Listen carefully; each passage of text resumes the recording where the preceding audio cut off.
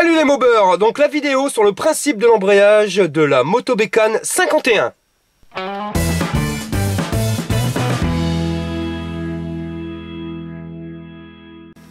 Donc déjà, à quoi sert un embrayage? C'est pas compliqué, c'est ce qui vous permet, lorsque vous arrêtez un feu rouge ou un stop, que votre moteur ne cale pas. C'est-à-dire que votre moteur continue de tourner au ralenti, les roues sont bloquées mais ne s'arrêtent pas.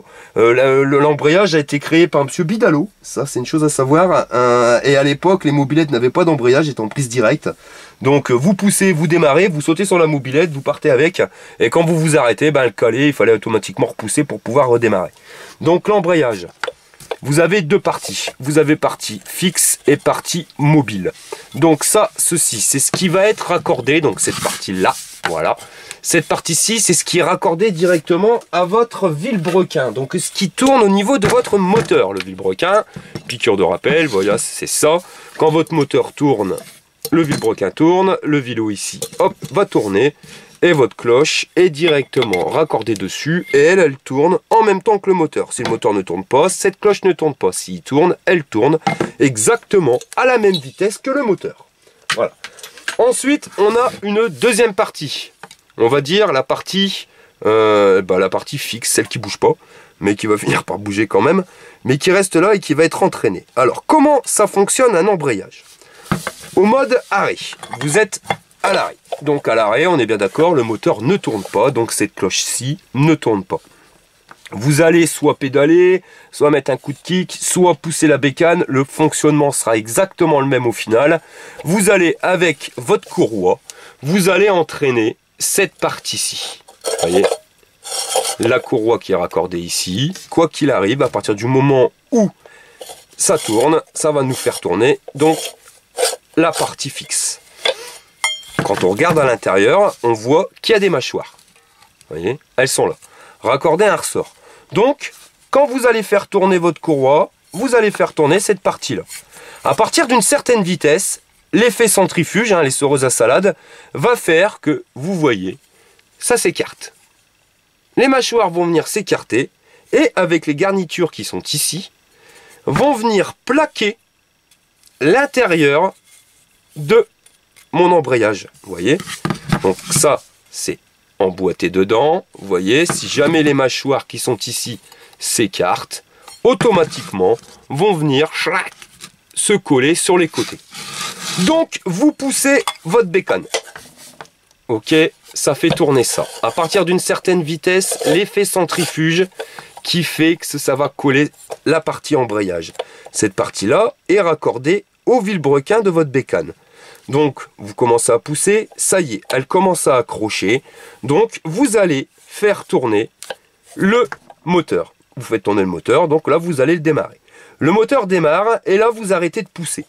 Donc, à partir du moment où vous allez arrêter de pousser, cette partie-ci va donc arrêter de bouger, va rester fixe.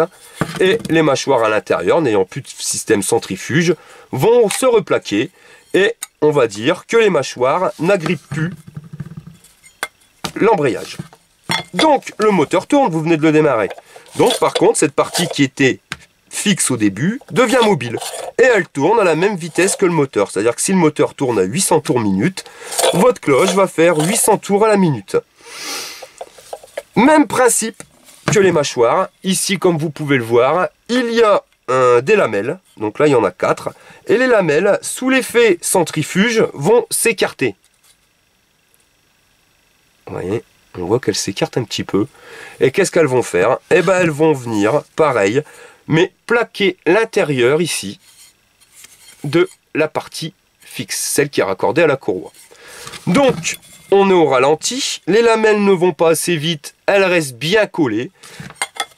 Vous voyez, ça accroche pas. Là, je pourrais pas le faire, j'arriverai jamais à tourner assez vite. Mais à partir d'une certaine vitesse, elles s'écartent. Elles vont prendre cette partie-ci en sandwich, enfin, elles vont vraiment le presser, et ça va commencer à faire tourner votre courroie. Si ça commence à faire tourner votre courroie, quand vous accélérez, vous allez commencer à démarrer.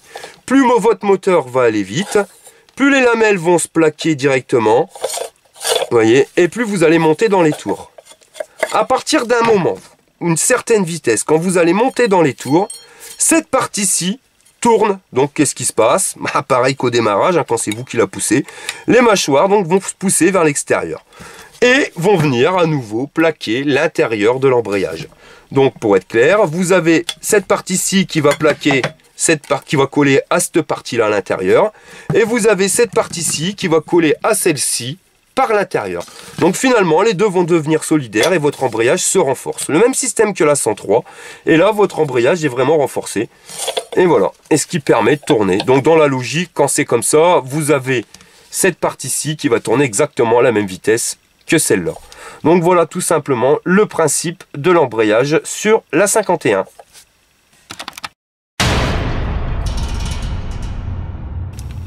Alors une chose que j'aime bien sur la 51, c'est que quand vous changez l'embrayage sur la 103, bah, vous changez en aucun cas la partie esthétique. Là, comme vous pouvez le voir, bah, il est vraiment massacré, il est rouillé.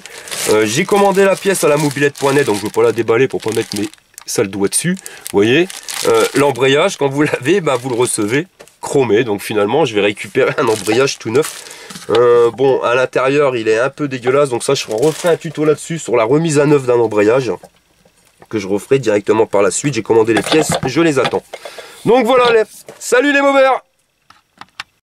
Tu es passionné de deux roues? Tu veux participer à un rassemblement ou tout simplement partager un bon plan? Rejoins-nous sur Facebook, le Mober.